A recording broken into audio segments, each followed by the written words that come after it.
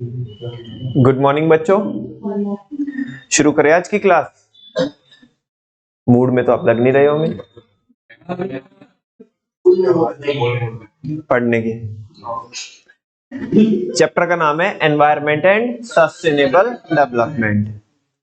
कह रहे आजादी के बाद से इंडिया ने बहुत सारी पॉलिसीज लॉन्च की है इकोनॉमिक डेवलपमेंट के लिए, देश की तरक्की के लिए, ताकि तेज स्पीड से देश की ग्रोथ हो सके।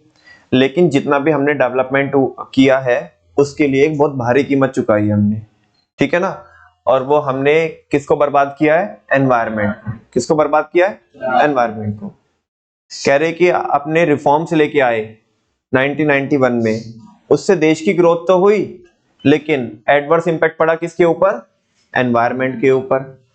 सो हमें अपने माइंड में जो पास्ट में जो कॉन्सिक्वेंसेस हुए हैं या जो अभी हो रहे हैं पास्ट इवेंट की वजह से, किसमें नेगेटिव कॉन्सिक्वेंसेस देखने मिल रहे हैं? एनवायरनमेंट में।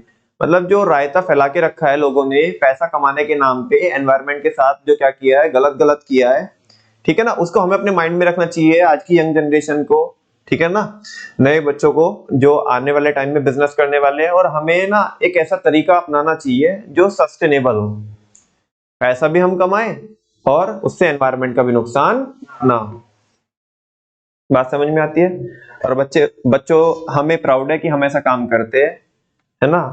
खासकर हम अपनी बात करें तो हम ऐसा काम करते हैं कि जिससे हम, ठीक है, पैसा तो कमाते ही है लेकिन जितना हो सकता है, जितना हो सकता है ना, उतना हम अवॉइड करते किसको? कि एनवायरनमेंट के ऊपर कोई नेगेटिव इंपैक्ट पड़े, उस चीज को क्या करते हैं? अवॉइड करते हैं। बिकॉज ऐसे कोई प्रोडक्शन नहीं होता है कि जिससे हम पॉल्यूशन में कंट्रीब्यूट कर रहे हैं या वेस्ट जनरेट कर रहे हैं। हाँ, इतना तो है, इंटरनेट यूज कर रहे हैं, इंटरनेट यूज कर रहे हैं कि जिससे शायद सोसाइटी को नुकसान पहुंचता होगा, है ना। खैर, बात करते बच्चों कि जिसको तुम बताना चाहते हो कि इसको हमें हार्म नहीं पहुंचाना है, वो है क्या? उसका मीनिंग क्या है? वो जो एनवायरनमेंट की आप बात कर रहे हो, एनवायरनमेंट क्या है? बहुत सिंपल, बहुत आसान। एनवायरनमेंट सम टोटल होता है एक्सटर्नल फैक्टर्स का जो हमारे चारों ओर है, जिनसे हम घिरे हुए हैं, जिसके अंदर हम रहते हैं या जिसमें हम रहते हैं, ठीक है ना। इसमें बायोटिक एलिमेंट्स भी आते हैं और अबायोटिक एलिमेंट्स भी आते हैं। बायोटिक कौन? जो लिविंग थिंग्स है, सारी जो लिविंग एलिमेंट्स है। और बाकी अबायोटिक कौन? जो नॉन लिविंग है। लिविंग कौन? प्लांट्स, एनिमल्स, ह्यूमन बींग्स हो गए, बाकी स्पीसीज हो गई जो भी है। और अब इसमें अबायोटिक में कौन आएगा आपका? एयर, वाटर, लैंड वगैरह वगैरह, ठीक है ना। बात करते हैं कि एनवायरनमेंट का काम क्या होता है। पढ़ा नहीं रहा हूं, कल पढ़ाया था, आज तो जस्ट ऊपर ऊपर से बता रहा हूं। Functions of the environment, environment के फंक्शन क्या है, ठीक है ना। एनवायरनमेंट के फंक्शन है spa enhances the quality of life, spa enhances the quality of life, spa enhances the quality of life, S for sustains life. Environment वो हमें वो चीजें देता है जिनसे लाइफ चलती है। एक बात, ये काम है एनवायरनमेंट का। दूसरा, वो ऐसे रिसोर्सेज देता है हमें, ऐसे प्रोडक्शन के रिसोर्सेज देता है, हाँ, जिससे हम फर्दर क्या करते हैं? प्रोडक्शन करते हैं। ऐसे रिसोर्सेज हमें अवेलेबल कराता है, जैसे मिनरल्स हो गए, वुड हो गई, ठीक है ना। बाकी गोल्ड माइन होती है, कोल वगैरह होता है, बहुत सारे चीजें मिलती है हमें, बहुत सारे रिजर्व्स, है ना, हम यूज करते हैं जो नेचुरली अवेलेबल रहते हैं, ठीक है ना। तो provide resources for production. A for absorb waste, ये किसको एब्जॉर्ब करता है? वेस्ट को एब्जॉर्ब करता है। नेचर जो हम वेस्ट जनरेट करते हैं या कोई भी क्या करता है, जो वेस्ट जनरेट करता है वो, उसको कौन ही एब्जॉर्ब कर लेता है? एनवायरनमेंट, है ना। अब इसमें सारा वेस्ट एब्जॉर्ब नहीं होता, है ना। कुछ वेस्ट ऐसा होता है जो एब्जॉर्ब हो ही नहीं सकता। जैसे कि कौन होता है? दो दो चीजें रहती है, एक बायोडिग्रेड बायोडिग्रेडेबल और दूसरा नॉन बायोडिग्रेडेबल। बात समझ में आती है? तो वैसा इसमें से कौन एब्जॉर्ब हो जाएगा? बायोडिग्रेडेबल। और कौन नहीं होगा? नॉन बायोडिग्रेडेबल, ठीक है ना। तो वैसा। नेक्स्ट है बच्चों, एनवायरनमेंट क्या करता है? लास्ट है, एनवायरनमेंट क्या करता है? क्वालिटी ऑफ लाइफ को इंप्रूव करता है। बिकॉज एनवायरनमेंट में बहुत ब्यूटी होती है हमारी, जो मदर नेचर में प्रेजेंट रहती है। लेक्स है, पॉन्ड्स है, रिवर्स है, ओशियंस है, माउंटेन्स है, ठीक है ना, डेजर्ट है, जिनको देख करके एक इंसान एक पीस वाली स्टेट में जाता है और अपने इंटरनल को क्या कर सकता है? वो स्टेबल कर सकता है, जिससे कि उसकी क्वालिटी ऑफ लाइफ क्या होती है? इंप्रूव होती है। तो वो चीजें हैं, ठीक है। फिर बच्चों हमने पढ़ा था, हल्का सा पढ़ा था, carrying capacity of the environment. Environment की कैरिंग कैपेसिटी क्या होती है? ये एनवायरनमेंट की वो लिमिट होती है कि जितने तक एनवायरनमेंट अपने फंक्शन स्मूथली परफॉर्म कर पाता है, एफिशिएंटली परफॉर्म कर पाता है। अगर इस कैपेसिटी को स्ट्रेच करेंगे, इसके बियॉन्ड जाएंगे, तो फिर एनवायरनमेंट अपने फंक्शंस परफॉर्म नहीं करेगा। जैसे कि कल बताया था मैंने आपको क्या, कि लाइफ किस में आ जाएगी? डेंजर में आ जाएगी। लाइफ किस में आ जाएगी? अब तुम मान लिया जाके माउंटेन्स में कुछ भी करोगे, है ना, पहाड़ काटोगे, रास्ते बनाओगे आप, है ना, तो तुमने देखा नहीं, फिर बादल फटते हैं, फिर ठीक है ना, फिर तबाही आती है। तो लाइफ को डेंजर पहुंचता है, जो उधर रहने वाले लोग हैं, और खाली उनका ही नुकसान नहीं होता, पूरे देश का, पूरे वर्ल्ड का क्या होता है? नुकसान होता है। तो लाइफ डेंजर में आ जाएगी। रिसोर्सेज नहीं मिलेंगे, जब मान लिया जो नेचर के जो रिसोर्सेज है, अब तबाही आएगी तो बाढ़ आएगी, वो ये कोई ना देखेगी, बीच में पेड़ आया तो इसे कुछ नहीं कहना है, इंसान ने तो इसे उड़ा के भगा के लेके जाना है, वो तो फिर सबके लिए डेंजर क्रिएट करेगी ना, तो रिसोर्सेज बर्बाद होंगे हमारे, है ना। वेस्ट क्या नहीं कर पाएगी? एब्जॉर्ब नहीं कर पाएगी। क्या नहीं कर पाएगी? एब्जॉर्ब नहीं कर। जब तुम क्या करोगे, वेस्ट ज्यादा जनरेट करोगे, उसकी कैपेसिटी भी नहीं है उतनी, ये तो समझा रहा था कल। एनवायरनमेंट की इतनी कैपेसिटी नहीं है, तुम उसके ऊपर जा रहे हो, तो फिर वो एब्जॉर्ब नहीं करेगा। एनवायरनमेंट क्या, जो वेस्ट है उसको एब्जॉर्ब नहीं करेगा। और लास्ट क्या है बच्चों, इससे जो ब्यूटी है नेचर की, वो भी खत्म होगी, ठीक है ना। तो आप क्वालिटी ऑफ लाइफ को भी क्या नहीं कर पाओगे? इंप्रूव नहीं कर पाओगे। वंस अगेन, कैरिंग कैपेसिटी वो कैपेसिटी होती है कि जिसकी हद में रहोगे, जिस कैपेसिटी के अंदर अंदर रहोगे, ठीक है ना। तो environment properly, smoothly, without hang हुए अपने फंक्शंस क्या कर सकता है? परफॉर्म कर सकता है। और फिर ज्यादा टैब खोल दोगे ना तुम, ज्यादा टैब खोल दोगे, तो फिर तो भैया आपका डिवाइस क्या करेगा? हैंग करेगा। माने एनवायरनमेंट डिवाइस है, फिर वो क्या करेगा? हैंग करेगा, वो अपना काम प्रॉपरली नहीं करेगा। अब इसके अंदर दो चीजें आती है। जो कैरिंग कैपेसिटी है बच्चों, ये कैरिंग कैपेसिटी दो चीजों से मिलकर के बनती है। कैरिंग कैपेसिटी, पहला, resources extraction should remain below the rate of resource regeneration. कौन समझाएगा मुझे? Resource extraction should remain below the rate of resource regeneration.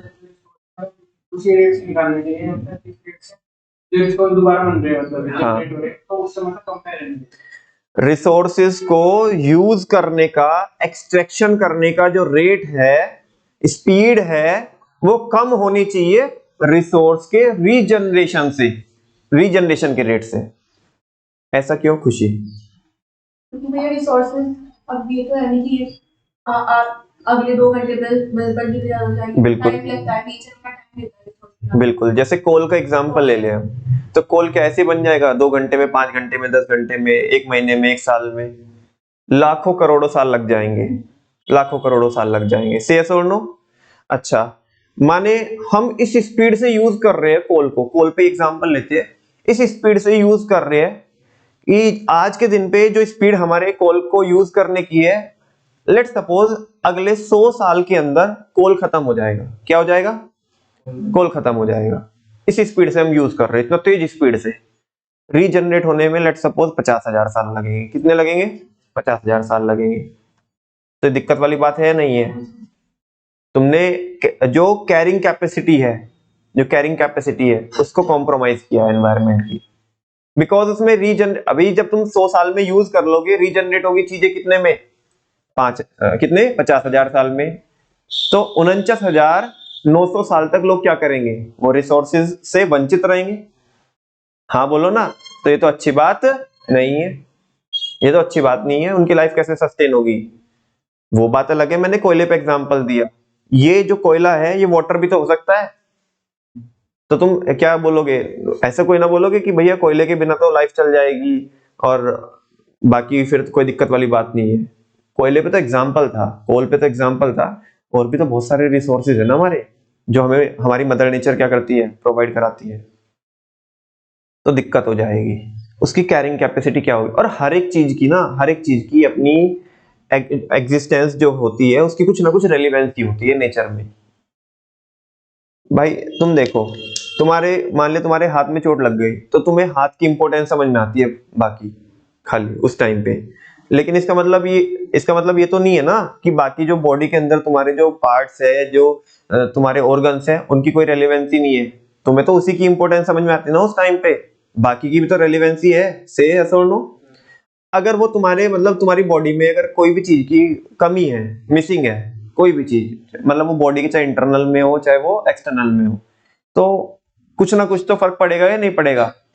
या कुछ भी फर्क नहीं पड़ेगा? और अगर कुछ भी फर्क नहीं पड़ना था तो फिर उसकी एग्जिस्टेंस थी ही क्यों? उसकी एग्जिस्टेंस थी ही क्यों? समझ में आ रही ना बात? तो फर्क तो पड़ता है। अब वो अगर नेचर में है और हम उसे इसी स्पीड से यूज कर रहे हैं कि जो स्पीड इतनी तेज है कि रीजनरेट तो वो बाद में होगी और खत्म पहले ही हो जाएगी, तो कहीं ना कहीं भैया किस पे फर्क पड़ेगा? कैरिंग कैपेसिटी पे फर्क पड़ेगा एनवायरनमेंट की। किस पे फर्क पड़ेगा? तुम बोलोगे कैसे? मान ले चलो कोल ही है, कोल जो रीजनरेट होता है, मान लिया उस प्रोसेस में, मैं एक अपने मन से एग्जांपल दे रहा हूं जितना मुझे पता है, उस प्रोसेस में मान लिया हीट जनरेट होती है। क्या जनरेट होती है? हीट जनरेट होती है।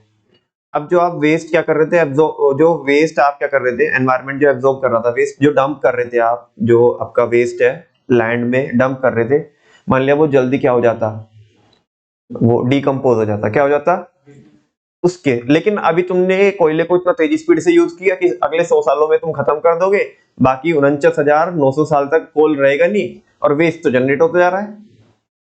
वो जल्दी से क्या नहीं होगा, डिकम्पोज नहीं होगा, बिकॉज हीट क्या नहीं हो रही, जनरेट नहीं हो रही। कैरिंग कैपेसिटी पे फर्क नहीं पड़ेगा? पड़ेगा। तो वही बोल रहा है कि कैरिंग कैपेसिटी दो चीजों से मिलकर के बनती है। उसमें से मैंने अभी तक बस आपको एक ही चीज समझाई कि जो रिसोर्सेज का एक्सट्रैक्शन है ना, कैरिंग कैपेसिटी जब भी मेंटेन कर सकते हो आप एनवायरनमेंट की, जब रिसोर्सेज का जो एक्सट्रैक्शन है, उसका जो रेट है, उसकी जो पेस है, पेस माने स्पीड, उसकी जो स्पीड है वो कम रहेगी। किससे? और बच्चों ये तो हर एक चीज में है। माने आपको, जैसे मैं अगर फाइनेंस की भी बात करूं, मैं उधर फाइनेंस पढ़ा रहा हूं आपको, आपकी औकात 500 करोड़ का लोन लेने की है, तो औकात के मार्जिन पे आके मत बैठो कि ऑलरेडी 400 करोड़ का तुमने क्या लेके रखा, 480 करोड़ का लोन लेके रखा है पहले से ही, और फिर नजर टिकाए हुए हो। अबे पहले ही कैपेसिटी को फुल करके बैठे हो, फ्लेक्सिबिलिटी है ही नहीं है। समझ में आ रहा है ना? दिक्कत हो जाएगी। और अगर तुम, जैसे हमने पहले भी आपको समझाया, जब मैंने सिबिल के बारे में समझाया था, तो अंकुर वारिको ने भी ये बोला था कि क्रेडिट कार्ड की ठीक है तुम्हारी limit, whatever the limit will be, जो भी है आपकी 1 लाख 2 लाख, मान लिया 2 लाख की लिमिट है, तो ऐसा नहीं कि हर साल 2 लाख रुपए तक ही पहुंचना है, वो पूरी लिमिट 40% 30% इतना ही यूज करो क्रेडिट कार्ड को अपने, तो तुम्हारी सिबिल मेंटेन रहेगी। भैया ये फंडे है, हर जगह लगते हैं, एनवायरमेंट के लिए भी ये। ऐसे नहीं कि कम, तो कम का मतलब थोड़ा कम, अरे मार्जिन बना के रखो, अच्छा खासा मार्जिन बना के रखो कि अगर इमरजेंसी भी आ जाए तो कोई दिक्कत ना हो, संभाल ले एनवायरनमेंट। कहीं ऐसा ना हो पहले ही हाशिए पे आके बैठे हो, मार्जिन पे आके बैठे हो, और इमरजेंसी आ गई, रिसोर्सेज की रिक्वायरमेंट ज्यादा पड़ गई, एक तो रिसोर्सेज की रिक्वायरमेंट ज्यादा पड़ गई, ऊपर से एनवायरनमेंट ने तुम्हारा साथ नहीं दिया, फिर क्या कीजिएगा? तो इसलिए एक अच्छा खासा गैप बना के चलिए, मार्जिन बना के चलिए। ठीक है। नेक्स्ट बच्चों, एक तो कैरिंग कैपेसिटी बनती है कि रिसोर्सेज का एक्सट्रैक्शन रेट क्या होना चाहिए, कम होना चाहिए रिसोर्स के रीजनरेशन रेट से। दूसरा, generation of waste should remain within the absorptive capacity of the environment. दो चीजें होती है, एक तो होती है कैरिंग कैपेसिटी, एक होती है एब्जॉर्प्टिव कैपेसिटी। कैरिंग कैपेसिटी तो वो होती है कि अगर जिसको स्ट्रेच किया तो एनवायरनमेंट फंक्शन नहीं कर पाएगा। एब्जॉर्प्टिव कैपेसिटी होती है कि वो कितना वेस्ट, हाँ, उसमें हम डंप कर सकते हैं, एब्जॉर्ब कर सकता है, वो होती है एब्जॉर्प्टिव कैपेसिटी। तो कह रहे हैं कि कैरिंग कैपेसिटी किसके ऊपर डिपेंड करती है? दूसरा फैक्टर है ये, कैरिंग कैपेसिटी किसके ऊपर भी डिपेंड करती है? मैं क्या बोल रहा हूं, कैरिंग कैपेसिटी किसके ऊपर भी डिपेंड करती है, यानी कि पहले वाले के ऊपर तो करती है, इसके ऊपर तो करती है, इसके ऊपर भी डिपेंड करती है कि एनवायरनमेंट की जो एब्जॉर्प्टिव कैपेसिटी है, आपकी जो वेस्ट जनरेशन की जो प्रोसेस है, जो स्पीड है, वो क्या होनी चाहिए? कम होनी चाहिए। किससे? एनवायरनमेंट की एब्जॉर्प्टिव कैपेसिटी से। अगर नहीं होगा तो जब अंदर डंप नहीं होगा, एनवायरनमेंट के अंदर डंप नहीं होगा वेस्ट, तो फिर वो बाहर होगा। बाहर मतलब तुम्हारे आसपास होगा, तुम्हारी क्वालिटी ऑफ लाइफ क्या होगी? खराब होगी, है ना? सारी जगह कूड़ा करकट पड़ा होगा तो बीमारियां क्या फैलेगी? ज्यादा फैलेगी। तो वही बोल रहा है कि जनरेशन का जो जो वेस्ट जनरेशन है वो किसके अंदर ही रहना चाहिए, एब्जॉर्प्टिव कैपेसिटी के अंदर। किसके अंदर? Absorptive capacity of the environment. इतनी बात समझ में आती है तो आगे चल सकते हैं। What is the meaning of absorptive capacity? Absorptive capacity means the ability of the environment to absorb degradation. किसको absorb करना? उसकी कैपेसिटी को ही बोलते हैं absorptive capacity। बात समझ में आ रही है? अच्छा, अब पढ़ना है मैं बच्चों environmental crisis। environmental crisis, मैं वापस से बोलता हूँ environmental। जब आपको ये जो शब्द है, ये जो वर्ड है, ये सुनने मिलता है एनवायरमेंटल क्राइसिस, तो आपको इससे पॉजिटिव फील आती है, पॉजिटिव वाइब आती है, नेगेटिव वाइब आती है? तो क्यों करते हो फिर?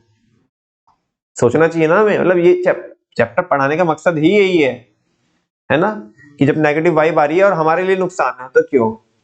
एनवायरमेंटल क्राइसिस एक ऐसी सिचुएशन होती है कि जहां पे कोई भी स्पीसीज होती है वो किस में आ जाए, उसका वो एंडेंजर में आ जाए, मतलब कि उसका जो सर्वाइवल है अब वो क्या हो जाए, बहुत ज्यादा मुश्किल हो जाए। और किसी एक के लिए नहीं, लगभग सबके लिए होगा भाई। अगर ओजोन लेयर क्या होगी, हाँ डिप्लीट होगी, क्या होगी? डिप्लीट होगी। तो ओजोन लेयर ये कोई ना देखे कि इसने एसी चलाया था, इसी के मतलब वो ओजोन में डिप्लीशन वहां पे होगा कि जहां से उसके घर पे ही बस सीधा फर्क पड़ेगा। अरे उसके घर पे किसी, अरे 1 सेंटीमीटर का भी होल होगा ना, 1 सेंटीमीटर तो बहुत बोल दिया मैंने, है ना, लाखों किलोमीटर का जो एरिया है वो कवर होगा। फिर वो ये नहीं देखेगी कि रायता इसने फैलाया था, यही समेटेगा, सबने समेटना पड़ेगा। समझ में आ रही है बात?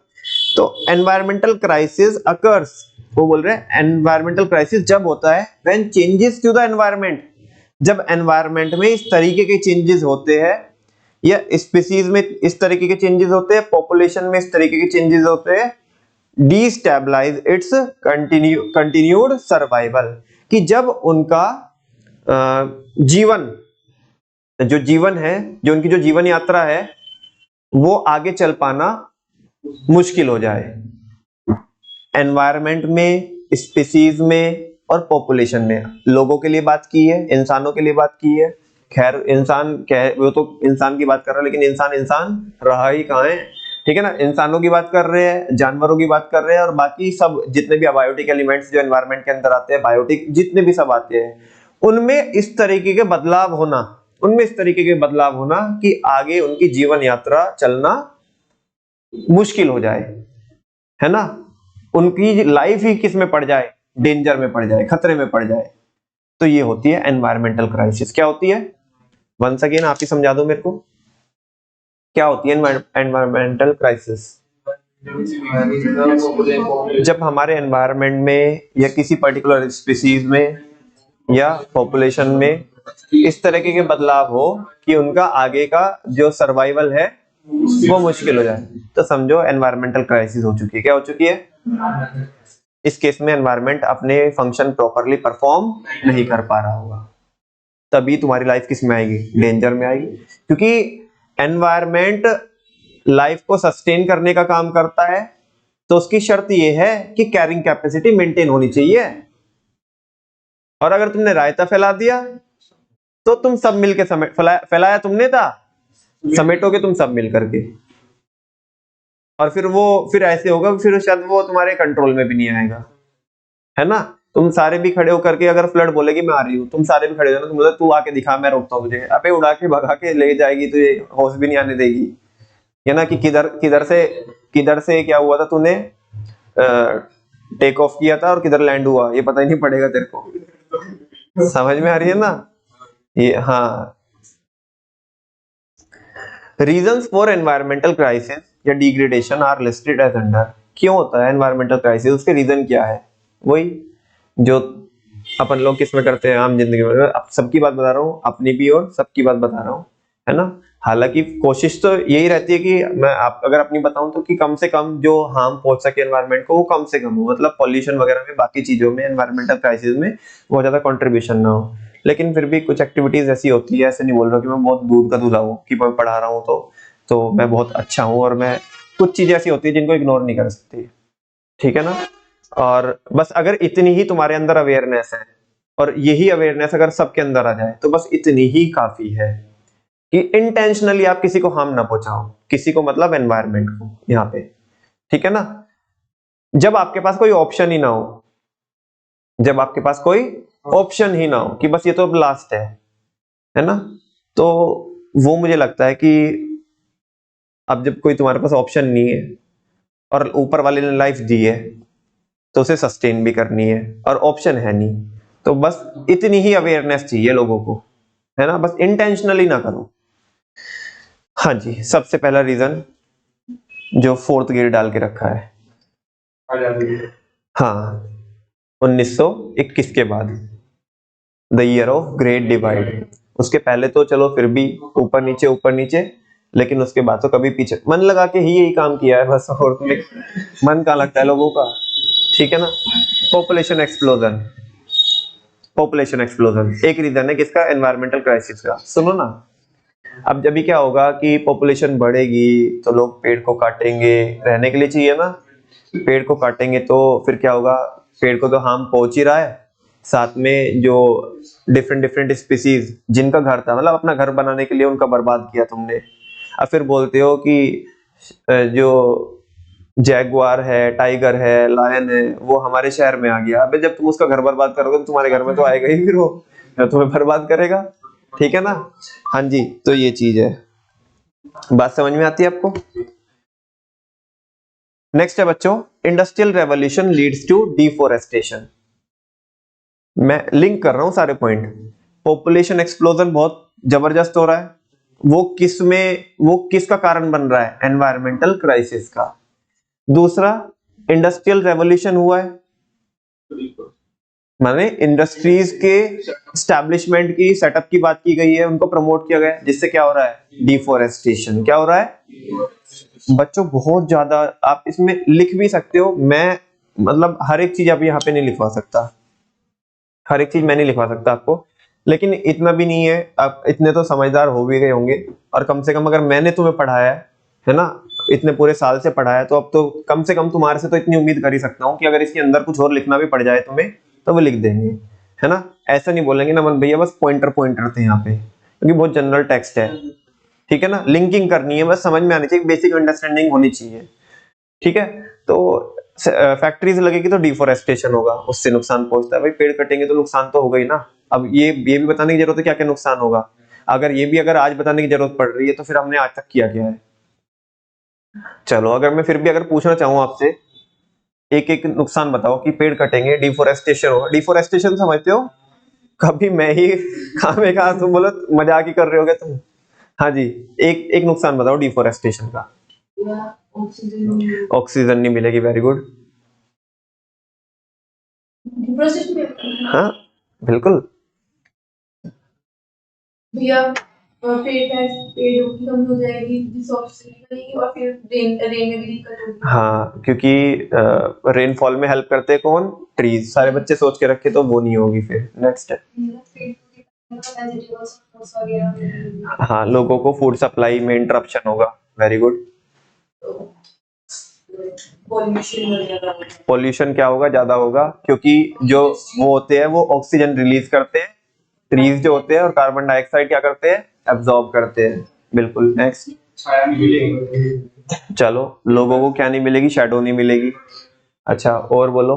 लैंड की फर्टिलिटी खराब हो जाएगी, वेरी गुड, बहुत अच्छा पॉइंट है। सारे पॉइंट सुनते रहना, तुम तो एक ही बताओगे, लेकिन वो सोच सोच के देखो कितने अच्छे अच्छे पॉइंट लेके आ रहे हैं, नालायको। फिर ये मत बोलना कि हम तो 6 नंबर में एक ही पॉइंट लिख के आए, वो बच्चों ने भी तो बोले थे पॉइंट। हाँ जी, सॉइल की फर्टिलिटी, सॉइल इरोजन होगा, क्या होगा, सॉइल इरोजन बोले तो मिट्टी का कटाव, बिकॉज जो ट्रीज की जो रूट्स होती है वो मिट्टी को बाइंड करके रखती है, ठीक है ना, वो क्या होगा फिर, वो कटाव होगा मिट्टी का, वेरी गुड। नेक्स्ट, हाँ, उससे जो टेम्परेचर लेवल है वो बढ़ेगा, बहुत अच्छे। इससे ग्राउंड वाटर लेवल है वो भी क्या होगा, कम होगा, बहुत अच्छे। हाँ जी,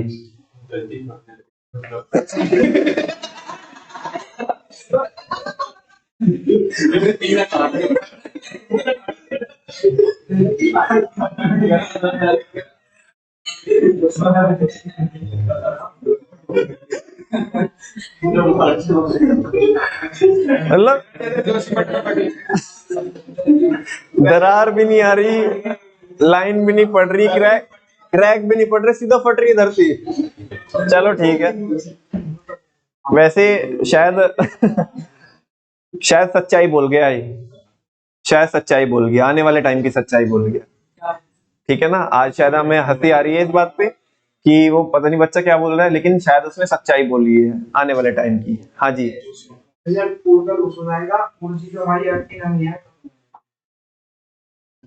यानी कि एनवायरनमेंट में से कहीं ना कहीं जो मॉइस्चर है उसकी कमी होगी। बहुत अच्छा पॉइंट है। एग्रीकल्चरल एक्टिविटीज को सफर करना पड़ेगा, बिल्कुल सही बात है।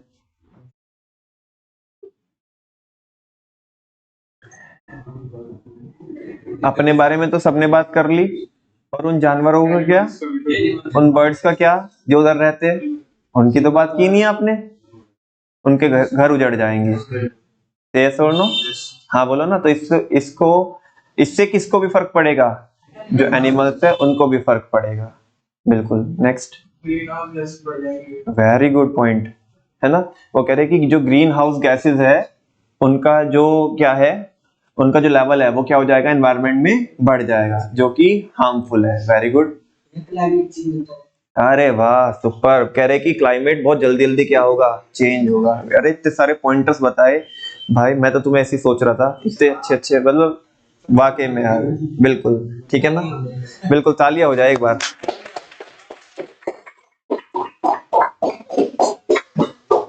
नेक्स्ट है बच्चों, इसका रीजन सुनो ना। मजे की बात है, आपने ये डिफोरेस्टेशन के जो आपने नेगेटिव बताए, नेगेटिव पॉइंट बताइए, आगे चल के टॉपिक आएगा मेरे लिए, वहां पे बहुत इजी होगा।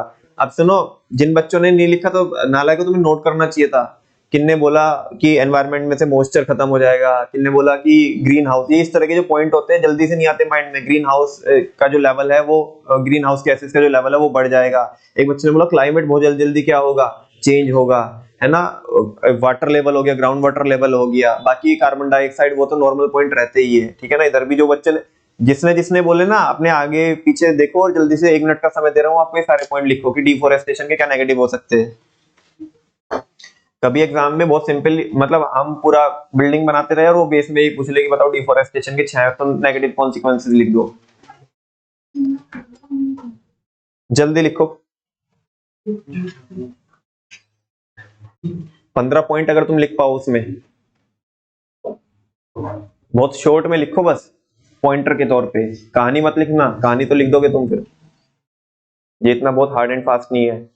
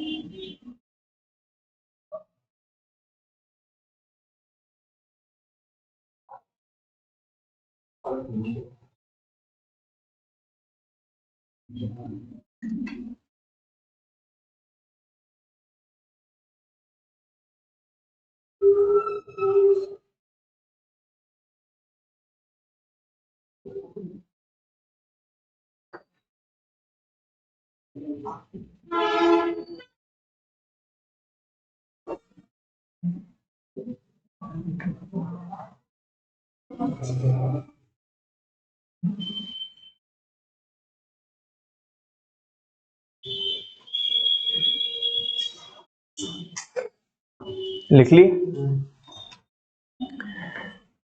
चलो वापस से सारे बच्चे अपने अपने पॉइंट जो बोले थे उन्होंने, वन वन वर्ड में उन्हें रिपीट करेंगे और सारे बच्चे ध्यान देंगे। जिसने जो पॉइंट जिसका जो रह गया वो इनकॉर्पोरेट कर लेगा। हाँ जी, चालू करते हैं अद्विका से। ऑक्सीजन लेवल पे फर्क पड़ेगा। हाँ, रेनफॉल पे फर्क पड़ेगा। फूड सप्लाई इंटरप्ट होगी। पोल्यूशन होगा, शेड नहीं मिलेगी, लैंड की फर्टिलिटी क्या हो जाएगी, कॉम्प्रोमाइज होगी, सॉइल इरोजन होगा, टेम्परेचर बढ़ेगा, ग्राउंड वाटर लेवल डिक्रीज हो जाएगा। Very good. हाँ हाँ वो कह रहा है कि जैसे जोशीमठ में हुआ था, है ना, तो इस तरह के क्रैक्स पड़ने लगेंगे लैंड में, ठीक है। हाँ, फूड सप्लाई वाला पॉइंट आ चुका था। मॉइस्चर की क्या हो जाएगी, कमी हो जाएगी एनवायरनमेंट में। हाँ, एग्रीकल्चरल एक्टिविटीज एडवर्सली क्या होगी, अफेक्ट होगी।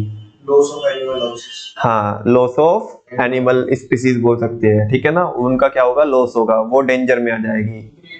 ग्रीन हाउस गैसेस का इम्पैक्ट क्या हो जाएगा, ज्यादा हो जाएगा, और क्लाइमेट जल्दी जल्दी चेंज होगा।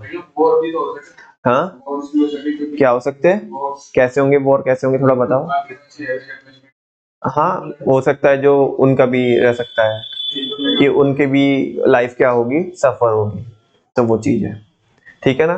तो बच्चों, डिस्कशन करने के फायदे होते हैं, देखो कि जहाँ पे बच्चों के 6 पॉइंट बहुत मुश्किल से निकाल पाएंगे, तो देखो दिमाग सबका अलग अलग होता है, सबने इंटरेस्टिंगली बहुत यूनिक पॉइंट बोले, 15 के 15 पॉइंट, ठीक है। चलो जी, आगे चले क्या बच्चों, हम पढ़ रहे हैं एनवायरमेंटल क्राइसिस, और एनवायरमेंटल क्राइसिस के रीजन पढ़ रहे हैं, उसमें पॉपुलेशन एक्सप्लोजन है एक पॉइंट, दूसरा है इंडस्ट्रियल रेवोल्यूशन की वजह से जो डिफोरेस्टेशन होता है, वो दूसरा रीजन है इसका।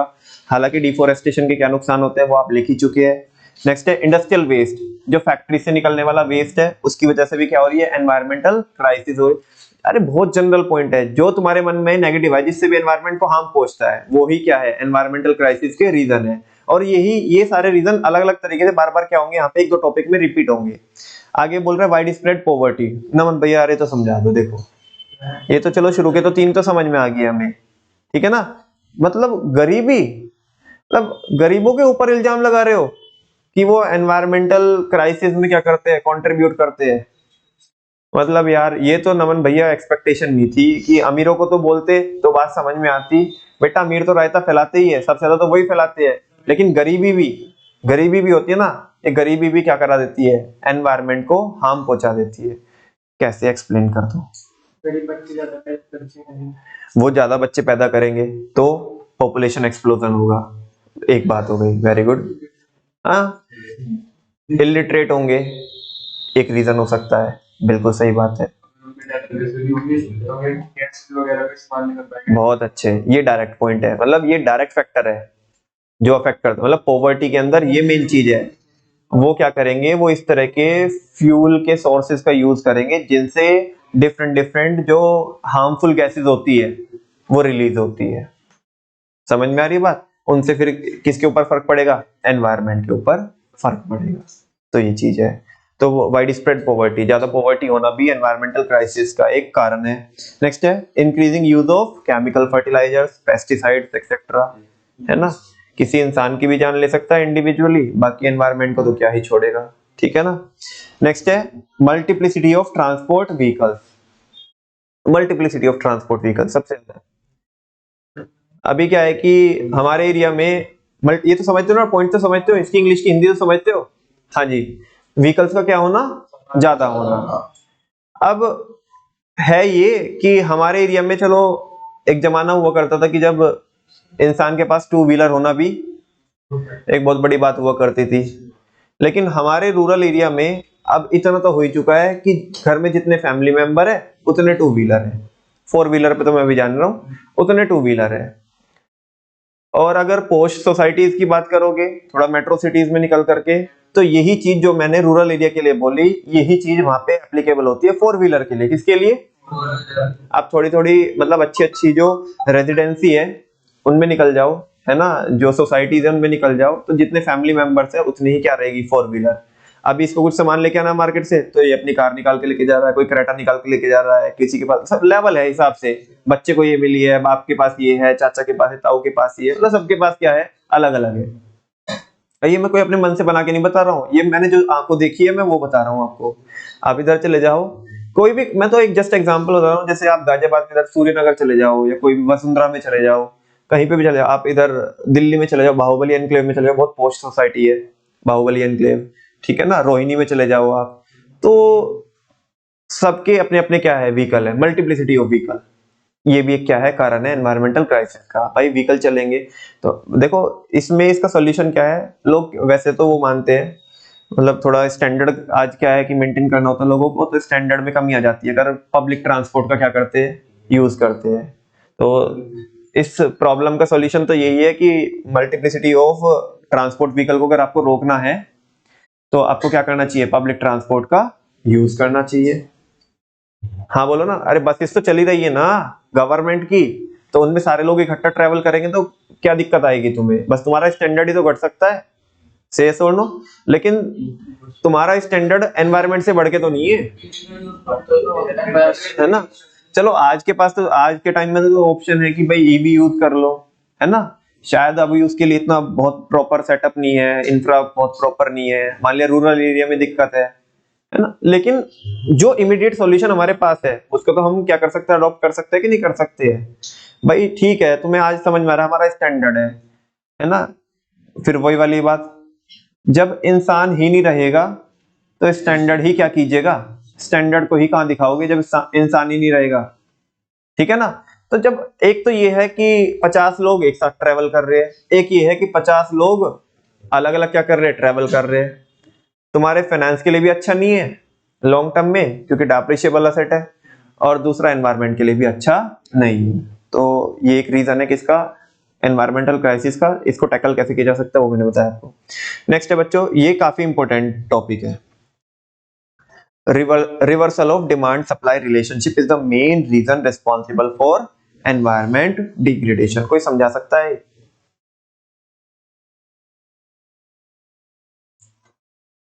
हाँ जी, अगर कोई समझा सकता हो तो। दो पॉइंट ही मुझे इसमें लगता है कि अच्छे है। एक अच्छा है लेकिन इतना ज्यादा अच्छा नहीं बोल सकते, बच्चों को एकदम से समझ में आ जाएगा। एक पॉइंट तो मुझे सबसे सबसे बढ़िया पॉइंट तो यही है, सबसे लास्ट वाला।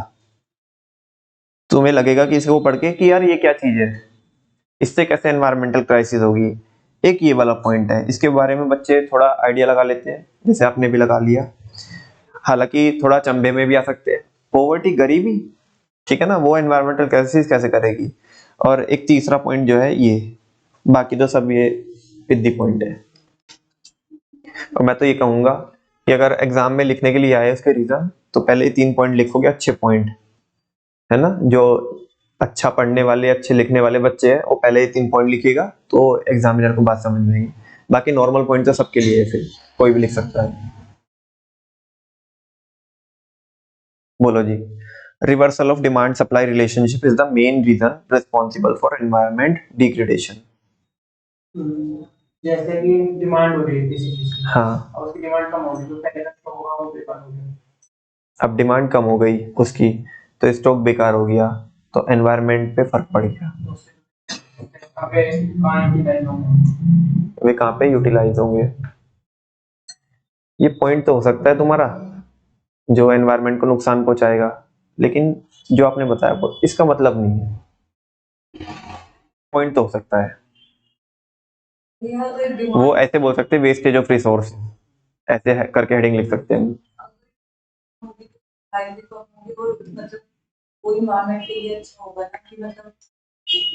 लेकिन हम तो एनवायरमेंटल क्राइसिस के रीजन पढ़ रहे हैं। वही अगर आप उससे रिवर्स में डिलीट करोगे, डिमांड ज्यादा होगी तो सप्लाई भी ज्यादा होगी, उसका जो रिसोर्स यूज किए गए हैं। That's the right answer. आपने बाजी पलट दी। अब सुनो और अच्छे से समझाता हूँ, वो बोल तो चुकी है बात कि है क्या। बेसिकली बात ये है बच्चों, 1991 से पहले और थोड़ा उसके भी पहले जाओ, earlier the wants of people are used to be limited. पहले इंसान की चाहत क्या होती थी, लिमिटेड होती थी। क्या होती थी, लिमिटेड होती थी। बात समझ में आ रही है। और जब वांट्स लिमिटेड होती थी तो सप्लाई भी क्या होती थी, एज द अदिति सेड कि सप्लाई भी क्या होती थी, लिमिटेड होती थी। तो ठीक है, जितनी लोगों की जरूरत है उतनी सप्लाई हो रही है, तो ठीक है। लेकिन अब जमाना किसका आ गया भैया, दिखावे का जमाना है। डिमॉन्स्ट्रेशन का दिखावे का जमाना है, डिमॉन्स्ट्रेशन का, शो ऑफ का, ठीक है ना। भले ही मेहमान आए तुम्हारे घर पे, खिलाना तुम्हें कुछ ना हो, लेकिन दिखाना सब कुछ है कि देख कितनी प्लेट लगी हुई है। अच्छा, खा के तो कोई जाता नहीं है, भुक्कड़ तो कोई आया नहीं, खा के तो कोई जाता नहीं है, बाद में बोलते जी तुमने तो कुछ लिया ही नहीं।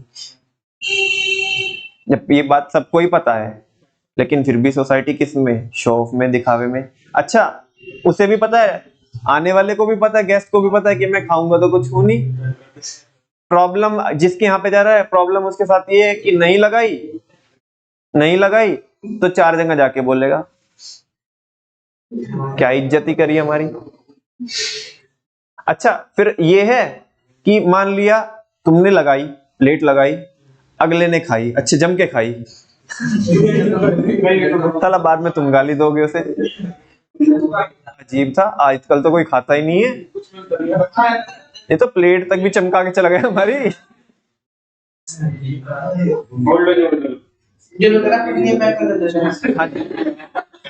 तो शो ऑफ का जमाना है, किसका जमाना है?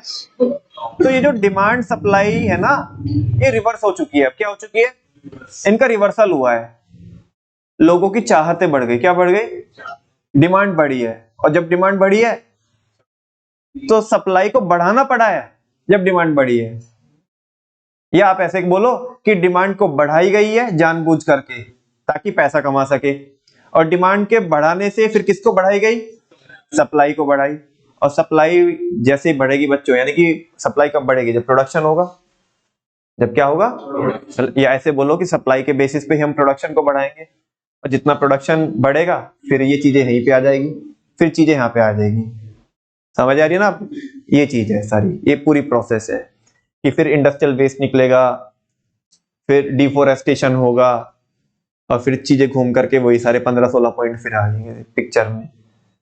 तो कह रहे हैं कि reversal of demand supply relationship, जो डिमांड सप्लाई रिलेशनशिप में जो रिवर्सल हुआ है, इज द मेन रीजन। यही तो क्या है? मेन रीजन है रेस्पॉन्सिबल फॉर एनवायरमेंट डिग्रेडेशन। बात समझ में आती है? नेक्स्ट इज बच्चों, और ये बहुत अच्छा है note, opportunity cost of negative environmental impact are very high. Opportunity cost of negative environment impact are very high। एक बार इसे रोक करके थोड़ा स्क्रीन तो हटा ही चुका हूं मैं आपको। एनवायरमेंटल क्राइसिस के मेरे को 5-6 रीजन बता दोगे? बोल दो। Population explosion, wide spread poverty, multiplicity of transport vehicles, reversal of demand and supply relationship, industrial waste, वो हो गया, industrial revolution leads to deforestation, wastage of resources. Very good. तो इस तरह के 5-6 पॉइंट लिख सकते हो कि नहीं लिख सकते हो? बिल्कुल सही बात है। अच्छा, अब इस पे आते हैं बच्चों, ये क्या लिखा हुआ है? बहुत अच्छा लिखा हुआ है, बहुत गहराई है इसमें। कह रहा अपॉर्चुनिटी कॉस्ट ऑफ, यही तो समझ में नहीं आता, मतलब ये टेक्स्ट भी समझ में नहीं आता, और ये बात हकीकत में भी लोगों को समझ में नहीं आती। और सही बता रहा हूँ, इस लाइन के लिए जिस दिन ये लाइन समझ में आ जाएगी ना लोगों को, जिस दिन ये लाइन समझ में आ जाएगी, लोग भागना छोड़ देंगे।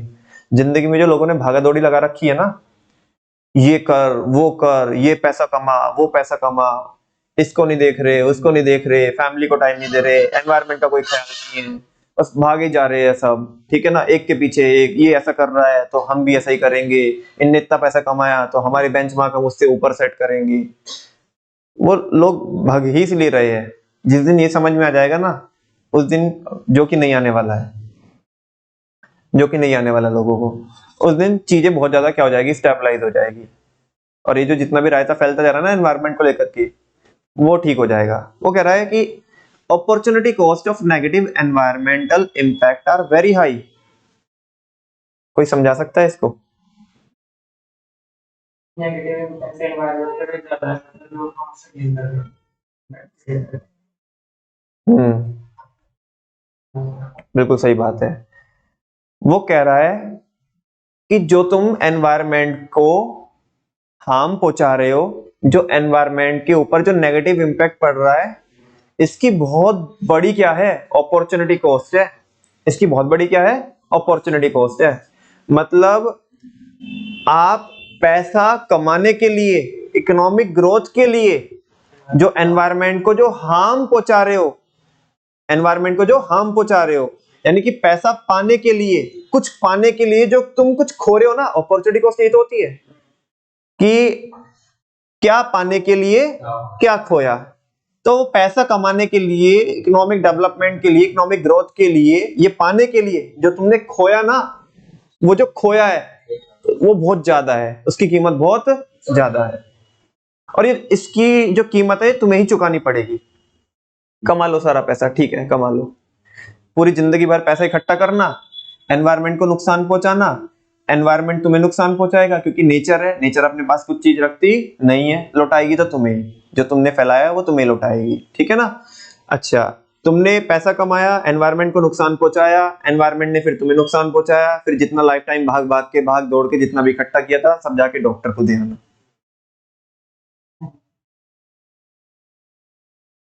ठीक है ना, लाइफ खराब कर ली अपनी पूरी, अपनी हेल्थ खराब कर ली, जिंदगी में एक ही बार तो मिली थी, नहीं बोल सकते पता नहीं दोबारा मिलेगी या नहीं मिलेगी, ठीक है ना, एक ही बार तो मिली थी, नहीं लिया मजा, ठीक है ना, और आने वाली जनरेशन को गर्त में डाल के चले गए। क्या ही कंट्रीब्यूशन है पॉजिटिव तुम्हारा, बहुत बड़ी कीमत चुकानी पड़ेगी आपको। और यही बोल रहा है ये लाइन, छोटी सी लाइन ने बहुत बड़ा मैसेज दिया। अपॉर्चुनिटी कॉस्ट जो होती है ना, जो आपको चुका, जो, अरे ये जो दरअसल क्या है ना, ये जो अपॉर्चुनिटी कॉस्ट है, इसकी एक खास बात है कि ये दिखती नहीं है, सामने से दिखती नहीं है, तो लोगों को एहसास भी नहीं होता इसका।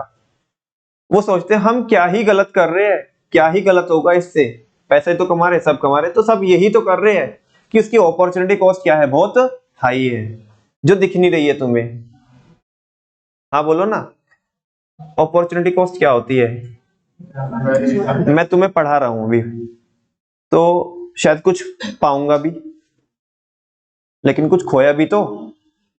तुम खाली मैं ये देखूं कि मेरे को कुछ मिल रहा है, तो कुछ खो के भी तो आ रहा हूं मैं, ठीक है ना। एक बंदा बहुत देर से परेशान हो रहा है, बहुत अर्जेंट काम है, लेकिन फिर भी मैं स्किप किए जा रहा हूँ, स्किप किए जा रहा हूँ, स्किप किया, मुझे पता है बहुत ज्यादा इंपॉर्टेंट है, लेकिन मैं क्लास को भी बीच में ड्रॉप नहीं कर सकता, क्योंकि जैसे मैंने बीच में क्लास ड्रॉप करी, सारा माहौल जितना भी बना है वो सब खराब हो जाएगा। तो कुछ गवा भी तो रहा हूं मैं, ये अपॉर्चुनिटी कॉस्ट है। क्या है, अपॉर्चुनिटी कॉस्ट है। बात समझ में आ रही है। तो वही कह रहे कि एनवायरनमेंट को जो तुमने नेगेटिव पहुंचाया ना, जो नेगेटिव, जो एनवायरनमेंट के ऊपर नेगेटिव इंपैक्ट पड़ा, कुछ पाने के लिए, कुछ क्या पाने के लिए, इकोनॉमिक डेवलपमेंट के लिए, उसकी कीमत बहुत भारी है, बहुत भारी कीमत है उसकी, अपॉर्चुनिटी कॉस्ट बहुत हाई है, और वो तुम्हें चुकानी पड़ेगी। कमा लो, आज कितना कमाओगे, माने इकट्ठा कर लिए 10 करोड़ रुपए इकट्ठा कर लिए, कुछ पता है, कुछ पता है, 1 मिनट भी नहीं लगेगी। वो पूरा लाइफ लगा करके क्या किए, इकट्ठा किए, हेल्थ को कंसीडर ही नहीं किया। मैं देखता हूँ लोगों को रात को 10-10 बजे, 11-11 बजे पागलों की तरह लगे पड़े हैं खाने के लिए। अबे भैया कहाँ पे उसे डाइजेस्ट करोगे, ठीक है ना। स्पिरिचुअल एंगल से तो चलो छोड़ ही दो, वो तो मना ही करते हैं रात को खाने के लिए, लेकिन चलो साइंस को मानने वाले हो तो साइंटिफिक एंगल से ही देख लो। जो जब तुम्हारी बॉडी एक्टिव रहती है तो उसकी डाइजेशन पावर क्या होती है, ज्यादा होती है, और जब तुम उसे रेस्ट में लेके चले जाओगे तो फिर उसकी डाइजेशन पावर नहीं चलेगी। समझ में आ रही है बात। और वो चीजें कब के कब डाइजेस्ट होगी, होगी नहीं डाइजेस्ट, वो तुम्हारे को क्या करेगी, लॉन्ग टर्म में क्या करेगी, दिक्कतें क्रिएट करेगी, है ना। तो थोड़ा भाई अपने फैमिली मेंबर्स को समझाओ, किसी और के लिए नहीं, अपने लिए ही, सबके लिए मैसेज है कि आके भैया अपनी थोड़ी हेल्थ का ध्यान रखो। पैसा अभी जब ही काम आएगा जब हेल्थ साथ होगी, अगर हेल्थ ही नहीं है तो उस पैसे का मजे भी नहीं ले पाओगे। और फिर सोचने वाली ये बात है, सोचने वाली देखो ये बात है, और ये मेरे शब्द नहीं है, ये विकास दिव्य कीर्ति सर बोलते हैं, ठीक है ना। ये सबको थोड़ा समझना चाहिए कि अगर मान लिया तुम ये जो इकट्ठा कर रहे हो, ये किसके लिए इकट्ठा कर रहे हो, अपनी जनरेशन के लिए। चलो ठीक है, अगर तुम्हारे आने वाली जनरेशन बहुत अच्छी होगी तो फिर तुमने पैसे, फिर तुम्हें क्या जरूरत है पैसे इकट्ठा करने की, वो तो अच्छी है ना। जैसे तुमने किया स्ट्रगल मार के, तुमने हसल की, वो भी करेंगे, वो भी कमाएंगे पैसा, वो अपने लिए, वो भी अपनी लाइफ को चलाएंगे। और अगर तुम्हारी आने वाली जनरेशन अगर वाहियात निकल गई तो वो कमाया किस लिए तुमने? अगर तुम्हारी आने वाली जनरेशन वाहियात निकल गई तो फिर जब वो वाहियात है तो फिर उसके लिए करना ही क्यों? अब तुम ये बोल सकते हो कि भैया कैसा भी हो है तो अपना ही, है ना? यही तो बात समझना थोड़ा क्या है, मुश्किल है। खैर मैं कहीं और निकल जाऊंगा, फिलहाल तुम इधर आ जाओ। अपॉर्चुनिटी कॉस्ट, अच्छा तुम कभी कभी तो सोचते होंगे कि यार पकाता बहुत है इंसान, ठीक है ना, कि टॉपिक कुछ और चल रहा होता है पता नहीं अंदर कहाँ गहराई में ले जाता है। हाँ जी, अपॉर्चुनिटी कॉस्ट की बात चल रही थी, तुम्हारी चुप्पी ने आंसर दे दिया कि हाँ बात तो सही है। क्यों खुशी? हाँ भैया कहो ना कहो, लेकिन जो सच है वो तो सच है। Opportunity cost of negative environmental impact are very high. जो अपॉर्चुनिटी कॉस्ट होती है एनवायरमेंट को हार्म पहुंचाने की, वो बहुत ज्यादा होती है। अब मत बोलना बिल्कुल भी, ठीक है ना, बहुत सुन चुके हम, बहुत थक चुके इसको सुन सुन के। बात ये है, मैं क्यों बोल रहा हूँ, क्यों समझा रहा हूँ इतना, उसका रीजन है। रीजन ये है बच्चों कि जब एग्जाम में आएगा ना तो तुम्हें क्या लगता है 1 नंबर का नहीं आएगा, नहीं 6 में तो थोड़ा ज्यादा हो जाएगा, 3 और 4 नंबर का आएगा। और बच्चा ना एग्जाम छूटते ही मेरे को कॉल लगा के बोलेगा तुम्हारे नोट्स में 1 लाइन लिखी हुई थी, क्या 4 नंबर के लिए वो सफिशिएंट थी? मेरे को सवाल पूछेगा वो, मेरे को सवाल पूछेगा वो। और अगर मैंने क्लास में, हाँ नहीं पता है ना, मैं प्रोएक्टिवली कर रहा हूँ। एक आध बार कभी हो जाता है, एक आध बार कोई कॉन्सेप्ट में, मतलब ऐसा हुआ कि सीबीएसई का दिल उस कॉन्सेप्ट पे आया कि जिसको हमने समझाया तो, या बहुत नॉर्मल समझाया, लेकिन उसका टेक्स्ट कम अवेलेबल था और सीबीएसई का दिल उस पे आया एग्जाम में। सीबीएसई ने वो सवाल पूछा, बच्चे ने एकदम से आके नोट्स खोले, देखा इसमें तो ये 4 नंबर का था, लेकिन लिखाया इसमें तो 1 नंबर का मटेरियल। उनने कॉल लगाया, नमन भैया बताओ हम कैसे करते, एक ही तो बुलेट लिखा हुआ था, वो लिख के आ गए, 4 नंबर मिल जाएंगे हमारे को। मिल जाएंगे बेटा। हाँ जी, दैट्स वाई बहुत सारी चीजें यहाँ पे नहीं लिखी हुई है, तो उनको यहाँ पे ना लिखवा करके, यो पन्ने ना भर के, मजदूरी ना करके बहुत सारी चीजें समझाई जा सकती है क्लास में। तभी तो इतना टाइम लग रहा है सिलेबस को करने में, नहीं तो बेटा ये सिलेबस कभी का अक्टूबर और नवंबर में रफा दफा हो गया होता, ठीक है ना। आपको कभी मेरे चेहरे पे ऐसा पैनिक सा फील हो रहा है कि अभी एग्जाम है और नहीं है? क्योंकि मुझे, हाँ मैं तो इनफैक्ट बहुत खुश हूं, मैं जो चल रहा है बहुत सही चल रहा है। क्योंकि बहुत ज्यादा अगर पैनिक करेंगे ना तो जो किया है ना वो भी खत्म हो जाएगा, है ना। हाँ वो भी सब खत्म हो जाएगा, और टाइम हमारे पास है उतनी, मेरे पास एक माइंड में क्लैरिटी है कि हम कर लेंगे वो चीजों को, बिल्कुल। ये चैप्टर बेटा कितना हो चुका है, 50% से ज्यादा ही चैप्टर हो चुका है। और इसके बाद कितने चैप्टर बचते हैं तुम्हारे? 2 चैप्टर बचते हैं। उनमें कितने पेज है? एक में 18 पेज है और एक में 9-10 पेज है, तो 28 पेज है। समझ में आ रही ना? एक दिन में अगर हम 2 पेज भी पढ़ेंगे तो जब जाके, मैं कह रहा हूँ कि 14 दिन लगेंगे। और अभी हमारे पास है कुछ दिन, अभी हमारे पास है, बीच बीच में मिल जाएंगे हमें दिन। ऐसा तो है नहीं कि तुम सारे दिन पढ़ोगे, इस बहाने मिलना भी तो हो जाएगा, ठीक है ना। हाँ जी, क्योंकि उसके बाद तो अल्टीमेटली फिर बहुत मुश्किल होता है कि रीयूनाइट होना एक साथ, तो है ना। अभी लोगों के पास टाइम रहता है, फिर दुनिया जहान के काम होते हैं। किसी दिन आप अवेलेबल है तो हम नहीं है, हम है तो आप नहीं है, कोई है तो कोई नहीं है, बहुत मुश्किल रहता है।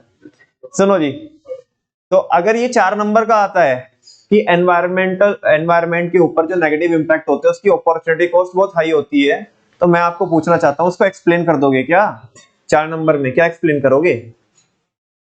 कि जो पाने के अपॉर्चुनिटी कॉस्ट को एक्सप्लेन करोगे। हाँ, the next best alternative foregone. और पाया क्या है यहाँ पे? पाया क्या है? Monetary reward.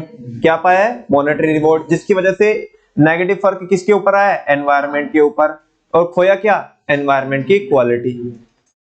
और ये लॉन्ग टर्म में चुकानी पड़ेगी हमें। इसके इस तरह के मेन पॉइंटर्स है, इनको ही एक्सप्लेन करना है।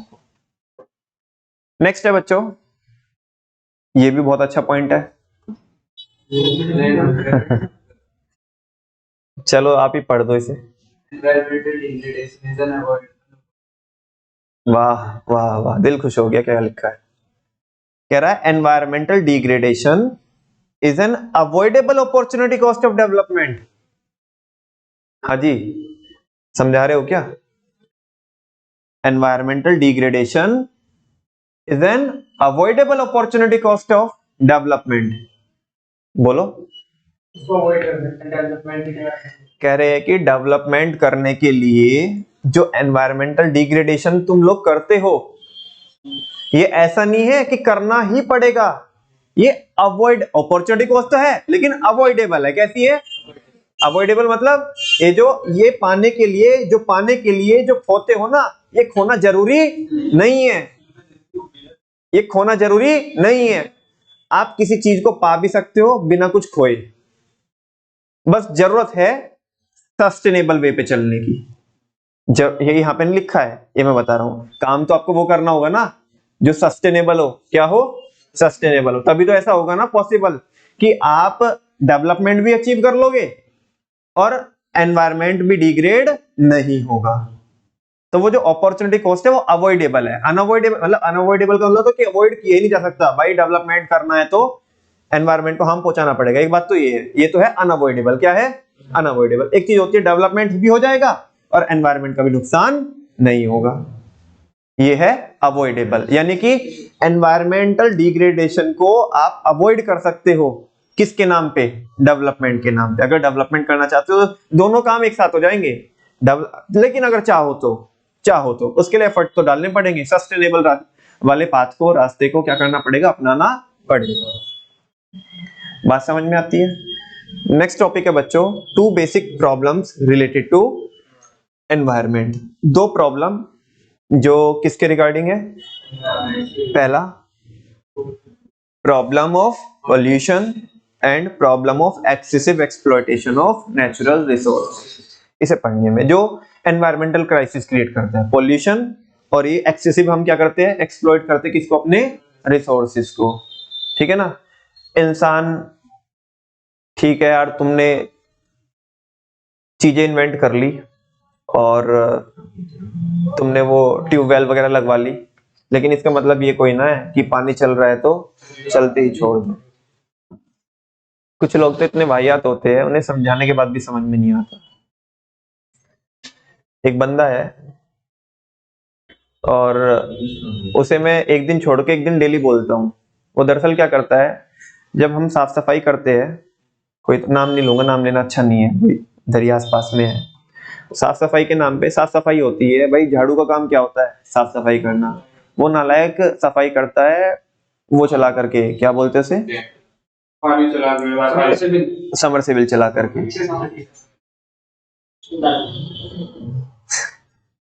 तुम में से कुछ बच्चे जानते भी हैं, नाम मत लेना, ठीक है ना? उसे मैंने इतनी बार समझाया कि भाई सफाई सफाई के तरीके से होती है, लेकिन उसे मजा आता है होली खेलने में।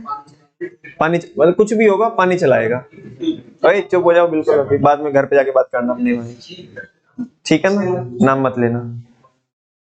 तो मैंने बोला कई बार, मैंने क्या, बहुत लोगों ने बोला उसे कि भाई ये सफाई करता है तो सफाई तभी अच्छी होती है कि जब तू झाड़ू से करेगा उसे। लेकिन दरअसल क्या है ना, झाड़ू लगाने में क्या, जब एक बड़ा स्पेस हो तो उसमें क्या लगेगा? टाइम लगेगा। तो उसके लिए पानी चलाना क्या होता है? इजी होता है। अब मजे की बात यह है कि पानी से कोई सफाई नहीं होती।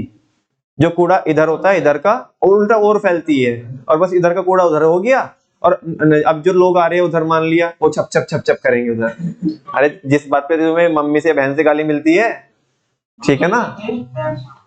नहीं जाते उस टाइम?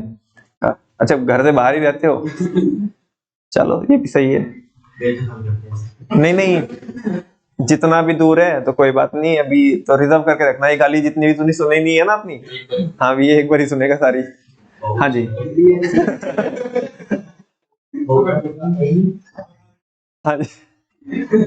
तो उसे इतना समझाया, लेकिन वो पानी इतना वेस्ट करता है, इतना पानी वेस्ट करता है, बहुत ज्यादा पानी वेस्ट करता है। अब किसके लिए? अपनी सहूलियत के लिए। किसके लिए? लेकिन ये नहीं पता कि इतना पानी वेस्ट करना, ये इसको अवॉइड किया जा सकता था ना भाई। सफाई तो बिना पानी वेस्ट किए भी की जा सकती थी। तो वही तो बात बोल रहे हैं कि एनवायरनमेंट को डिग्रेड किए बगैर भी डेवलपमेंट किया जा सकता है, एफर्ट लगेंगे लेकिन, ठीक है। और फिर इसी चीज से कनेक्टेड है ये बी वाली पॉइंट, जो बी वाला पॉइंट है, problem of excessive exploitation of natural resources. तो वो क्या कर रहा है, एक्सेसिव, बिना फालतू में ज्यादा से ज्यादा क्या कर रहा है, एक्सप्लॉयट कर रहा है किसको, नेचुरल रिसोर्सेज को। ऐसे लोग अपने लाइव स्टॉक को भी नहलाते हैं, ठीक है ना, वो भी उधर समरसेबल जो जेट पंप होता है वो खोल के छोड़ देते हैं। वो लाइव स्टॉक, वो बफेलो भी कह रही है बंद कर दे से इतना नहीं नहलाना था मेरे को, ठीक है ना।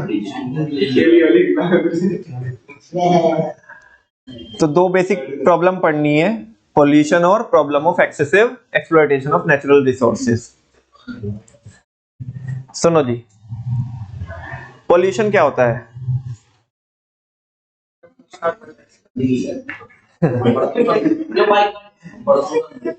प्रदूषण, ये कंटामिनेशन होता है। क्या होता है कंटामिनेशन, समझते हो क्या होता है? कमी होना, वो डेफिशिएंसी होती है। Very good, mixture.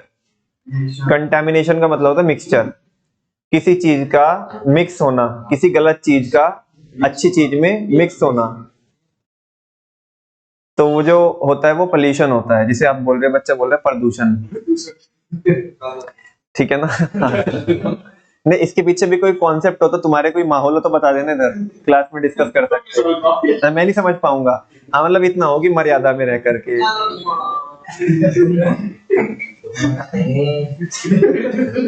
चलो, पॉल्यूशन क्या होता है, कंटामिनेशन। देखो ध्यान से सुनो, ये उसे इंजेक्शन भी बोल सकते, क्या बोल सकते हैं, इंजेक्शन।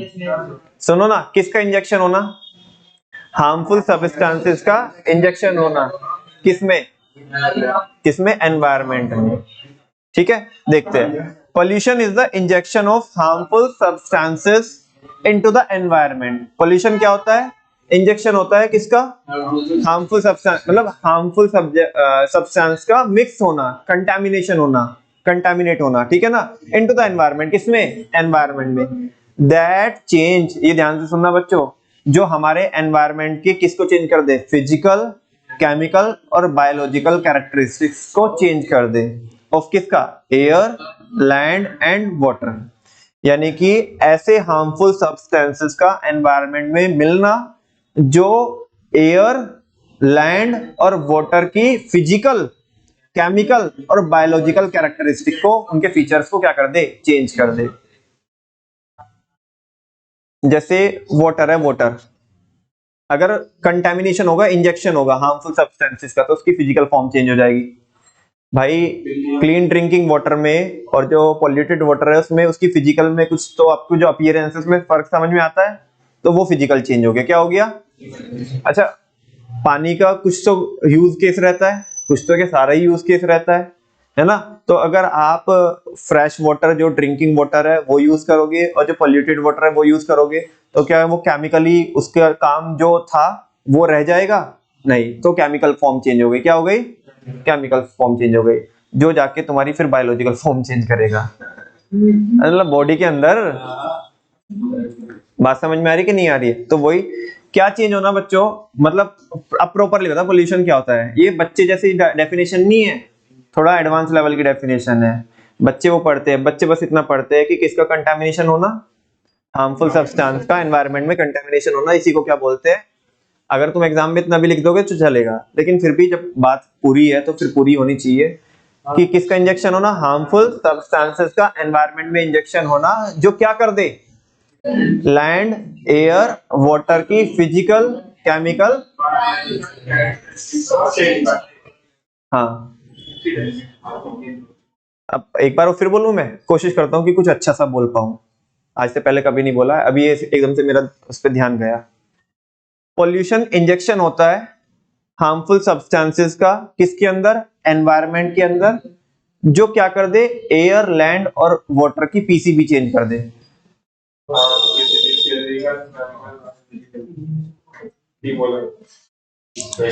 जो एयर, लैंड और वाटर की क्या चेंज कर दे, पीसीबी चेंज कर दे।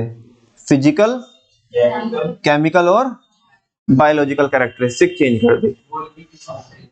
बात समझ में आ रही है भाई? जब इसकी साइंस ही चेंज हो जाएगी तो अब कुछ रह नहीं जाता, जो इसका काम है वो कर नहीं पाएगी ये, ठीक है ना? मतलब जो जैसे लैंड, एयर और वाटर है, जो इनका काम होता है, फिर वो ये नहीं कर पाएंगे। It causes damage to the environment. इससे क्या होता है? एनवायरमेंट को डैमेज पहुंचता है। There are various kinds of pollution which are given as under. सुनो ना, एक तो एयर पोल्यूशन, वाटर पोल्यूशन, और तीसरा नॉइज पोल्यूशन। मत बोलना नॉइज पोल्यूशन, बहुत सारे लोग बोलते हैं नॉइज पोल्यूशन। भाई नॉइज तो अपने आप में क्या है? तो उसका क्या पोल्यूशन होगा? जो ऑलरेडी पोल्यूशन है, पोल्यूशन का भी पोल्यूशन स्क्वायर करोगे क्या? हाँ जी, साउंड पोल्यूट होती है, ना कि नॉइज पोल्यूट होता है। एयर पोल्यूशन में क्या पोल्यूट हो रहा है? वाटर में। अच्छा, और अगर तुम नॉइज पोल्यूशन बोलते हो तो इसका मतलब नॉइज पोल्यूट हो रहा है। कुछ लोग बोलते हैं, कुछ लोग के बहुत सारे लोग बोलते हैं, समझता ही नहीं। हमें भी हमारी इंग्लिश वाली मैम ने बताया था 11th क्लास में, 11th में बताया था, ठीक है? हाँ जी, बात तो सही है। जब एयर पोल्यूशन में एयर पोल्यूट हो रही है, वाटर पोल्यूशन में वाटर पोल्यूट हो रहा है, हम बोलते हैं नॉइज पोल्यूशन, तो उसमें नॉइज पोल्यूट हो रहा है। नॉइज तो खुद ही क्या है? पोल्यूशन। साउंड पोल्यूट होती है, क्या होती है? साउंड पोल्यूट होती है। चलो 1 by 1 करके देखते हैं कि एयर पोल्यूशन क्या, वाटर पोल्यूशन क्या और साउंड पोल्यूशन क्या। Air pollution is the contamination of air by the discharge of harmful substances. मतलब एयर पोल्यूशन क्या होता है? एयर में क्या हो जाना? कंटामिनेशन हो जाना, उसका मिक्स हो जाना, मिल जाना, ठीक है ना? और किसके मतलब एयर किस में मिल जाना? By the discharge of harmful substances. जो हार्मफुल सब्सटेंसेस क्या हो रहे हैं? डिस्चार्ज हो रहे हैं, और उनका जो आउटकम आ रहा है, जो स्मोक आ रहा है, वो किसके साथ कंटामिनेट हो जाता है? एयर के साथ। तो वो क्या बनाता है? Air pollution. It is mainly due to carbon monoxide emitted by automobiles and smoke and other chemicals from manufacturing plants. और ये मेनली किसकी वजह से होता है? कार्बन मोनोऑक्साइड की वजह से। किसकी वजह से? कार्बन मोनोऑक्साइड की वजह से, जो किससे एमिट होती है? एमिट मतलब निकलना, किससे? ऑटोमोबाइल से, जो होते हैं आपके 4 व्हीलर वगैरह, 2 व्हीलर वगैरह। और जो धुआं निकलता है या बाकी जो क्या रहते हैं, केमिकल्स रहते हैं, जो कहां से निकलते हैं? मैन्युफैक्चरिंग प्लांट से निकलते हैं, ठीक है ना? It has resulted in ozone depletion. ये किसका कारण बनती है? बिल्कुल, ठीक है ना? बिकॉज इससे टेम्परेचर क्या होता है? ज्यादा होता है। टेम्परेचर क्या होता है? ज्यादा होता है, और लोगों को सांस लेने में दिक्कतें होती है ना? मतलब ऐसा गुरुग्राम के लिए बोला जाता है कि अगर आप गुरुग्राम में रहते हो और सिगरेट नहीं पीते हो आप, तो समझो ना पीने के बावजूद भी आपने दिन में 20 सिगरेट पी। कितनी पी? इतना वहां पे क्या है? पोल्यूशन है गुरुग्राम में। बात समझ में आ रही ना? और आप दिल्ली में जाके देखो तो पूरा ऐसा रहता है, देखने में लगेगा कोहरा है, नहीं है, वो फॉग नहीं है, वो सब क्या है? पोल्यूशन। अभी तुम देखना कुछ टाइम में, अभी जब आप सुबह सुबह आते हो तो कितना फ्रेश माहौल रहता है इधर रोड का। थोड़ा दिन में आके देखना, और अभी गर्मी जैसे बढ़ेगी उस टाइम पे देखना आकर के, इधर भी क्या रहता है? बहुत ज्यादा दिक्कत होती है, सांस लेने में भी दिक्कत हो जाती है। नेक्स्ट है बच्चों water pollution. When toxic substances enter into reverse. जब जो टॉक्सिक सब्सटेंसेस होते हैं, जो केमिकल्स वगैरह होते हैं, वो रिवर्स में, स्ट्रीम्स में एंड अदर वाटर बॉडीज, उनमें क्या हो जाते हैं? डिसॉल्व हो जाते हैं, and get dissolved in water, then it leads to water pollution. तो उसे क्या बोलते हैं बच्चों? Water pollution. जब टॉक्सिक सब्सटेंसेस रिवर में, स्ट्रीम में या दूसरी वाटर बॉडीज में क्या होते हैं? एंटर करते हैं, और क्या हो जाते हैं? उसमें डिसॉल्व हो जाते हैं। क्या हो जाते हैं? डिसॉल्व हो जाते हैं। Then it leads to water pollution. कभी कभी आपने ऐसा देखा होगा कि कोई पॉन्ड है या कोई स्ट्रीम है, उसमें ना बहुत ज्यादा वो होते हैं ना वाइट वाइट से, जो क्या बोलते हैं? झाग बोलते हैं, वो रहते हैं। वो किसी किस में से निकलते हैं? किसी फैक्ट्री में से निकलते हैं। कितना वो होता है, कितना पॉल्यूशन। और उसमें हमारे एग्जामिनेशन होते हैं इसमें एसडी इंजीनियरिंग में, मुजफ्फरनगर में एसडी इंजीनियरिंग है, इधर जानसट रोड पे। उसके सामने एक नाला टाइप से है, और उसकी जो आसपास की जो फैक्ट्री है, वो सारा भी अपना जितना भी वेस्ट है ना, वो सब उसमें छोड़ते हैं। इतनी गंदी और इतनी स्ट्रॉन्ग वो स्मेल रहती है कि मुझे लगता है कि जो लोग वहां पे रहते होंगे, पता नहीं कैसे रहते होंगे, ठीक है ना? तो वो चीज है यहाँ पे। तो कह रहे water pollution degrades the quality of water and health. ये एक तो वाटर की क्वालिटी भी क्या करता है? डिग्रेड करता है, और इससे हेल्थ भी क्या होती है, अफेक्ट होती है, बिकॉज वाटर सबसे बेस में हमें चाहिए होता है ह्यूमन सर्वाइवल के लिए। Led to the death of several animals, जिससे किसकी भी मौत होती है। चलो कम से कम तुम्हें तो इतना रहेगा कि तुम्हें तो इतनी अकल होगी कि भाई ये क्लीन ड्रिंकिंग वाटर है, ये नहीं है। बेचारे बेजुबानों को क्या पता, है ना, वो तो उन्हें तो पानी दिखेगा तो पी लेंगे, उन्हें क्या पता है ये इन्होंने रायता फैला के रखा है इसमें, ठीक है ना। तो उनकी क्या हो जाएगी, डेथ हो जाएगी। एंड सुनो, and pose the serious threats to human life, और ह्यूमन लाइफ को भी इससे क्या पहुंचेगी, है ना, मतलब थ्रेट पहुंचेगी, ठीक है ना, पहुंच भी रही है अगर आप ऐसा करते हो तो, ठीक है। ये चीज बोलो समझ में आती है बात आपको, बहुत नॉर्मल से टॉपिक है। नेक्स्ट है बच्चों साउंड पोल्यूशन। क्या है साउंड पोल्यूशन? अभी मैं देख रहा था कि कल परसों किसी तो मतलब ऐसी हमारी गली में एक बंदे की किसी की तो शादी थी, पता नहीं क्या लोगों को दिखाने का वो है, मतलब ऐसे नहीं बोल रहा हूँ, किसी को उल्टा सीधा नहीं बोल रहा हूँ, लेकिन जो चीजें नॉर्मली लोग बैंड डीजे बजवाते हैं, हाँ तो बजवाओ, उसमें कोई मना ही नहीं है, लेकिन कम से कम बाकी लोगों को भी तो ख्याल रखो। और है ना, तुम ला करके मतलब तुम्हारे में एक होड़ सी लगी हुई है कि हमें ये कसाना डीजे बजवाना है, हमें ये बजवाना है, और फिर देखो शायद मुझे तुम गाली भी दे सकते हो। और ये लेवल कहाँ तक भी चला गया, मतलब ये धार्मिक जो कार्यक्रम होते हैं ये लेवल उनमें भी चला गया। जस्ट यहाँ पे तुम्हारी जो धार्मिक आस्था है उसके कोई मायने नहीं रखते, बस मायने इसलिए ये रखते हैं कि तुम लफंगे हो और तुम जा करके उसमें उल्टा सीधा क्या करोगे, नाच करोगे, मतलब क्या करोगे, क्या मैं वर्ड ही क्या यूज करूं उसके लिए। तुम बराबर बराबर में रोड को ब्लॉक करवा करके चल तू बजा, तू देख कितना अच्छा बजाता है, और तू बजाने के नाम पे क्या है इसमें कि उन लोगों की थोड़ा सोचेगा जो लोग उधर रहते हैं, तो पूरा उनकी पूरा फ्लोर वाइब्रेंट हो जाता है, उनका वाइब्रेट होता है ना, उनकी पूरे जो चीजें जो कांच की चीजें होती है ना, वो जो फ्रीक्वेंसी जो वेव्स जो निकलती है वो साउंड में से वो ब्रेक हो सकती है। सबसे बड़ी बात, जो लोग किसके पेशेंट है, हार्ट के जो पेशेंट है उनकी तो सोचेगा, ठीक है ना। एक बार मेरे को तो कोई ले गया था ऐसे कि ऐसे चलो देखने चलते हैं, मेरे को 2 मिनट भी खड़ा नहीं हो गया उधर, 2 मिनट भी, चक्कर आने लगे, बिकॉज वो जो बेस वो इतना होता है, इतना स्ट्रॉन्ग बेस होता है कि बहुत नुकसान पहुंचाता है। इनफैक्ट आपकी कई कई केस में तो ऐसा हुआ है कि आपकी हियरिंग पावर भी क्या हो सकती है, आप खो सकते हो, से यस और नो। तो वो चीज है।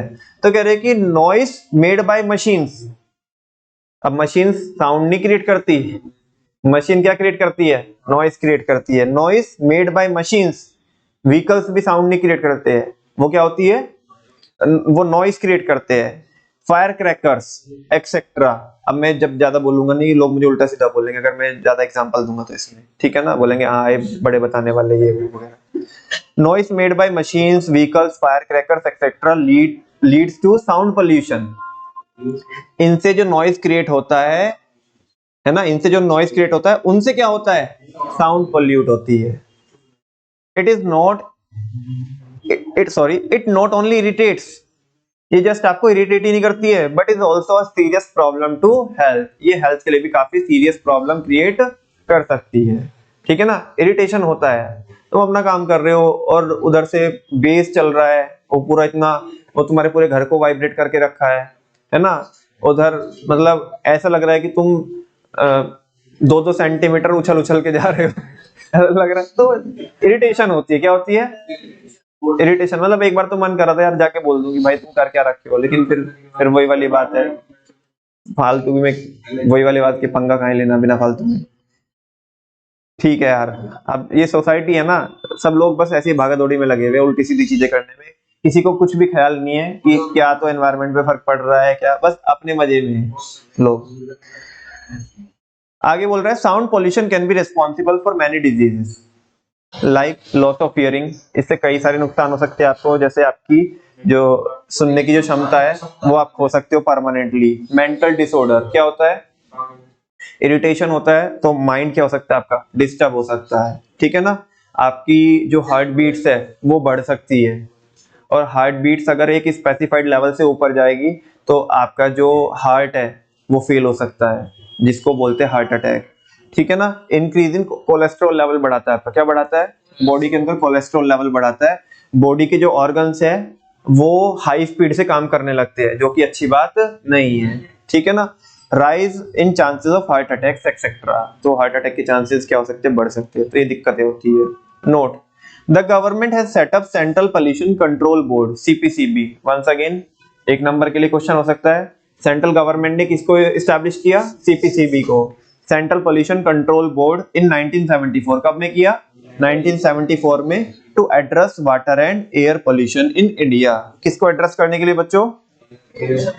हाँ, खाली ध्यान से सुनना बच्चों, एयर और वाटर पोल्यूशन को, साउंड पोल्यूशन को नहीं, एयर और वाटर पोल्यूशन को एड्रेस करने के लिए। किसको एस्टैब्लिश किया 1974 में? CPCB को, सेंट्रल पोल्यूशन कंट्रोल बोर्ड। ये तो एक प्रॉब्लम थी। दूसरी प्रॉब्लम है बच्चों excessive exploitation of natural resources. इसकी चर्चा आज नहीं करेंगे, इसकी चर्चा करेंगे हम कल।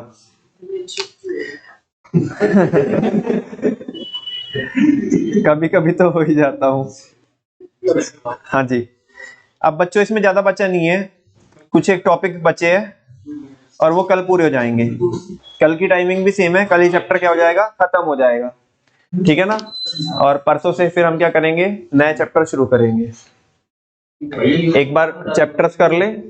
हाँ हाँ, क्यों आज तुम्हारा ध्यान नहीं था इधर? तो अच्छा, कल आप आओगे। अच्छा, तो बच्चों फिर हम एक बार अपने चैप्टर्स खत्म कर ले, फिर अपने जो रिविजन्स वगैरह है वो एग्जामिनेशन टाइम पे भी हो जाएंगे आपके, और तभी टेस्ट हो जाएंगे। तो ये कार्यक्रम है, ठीक है? देखते हैं। देख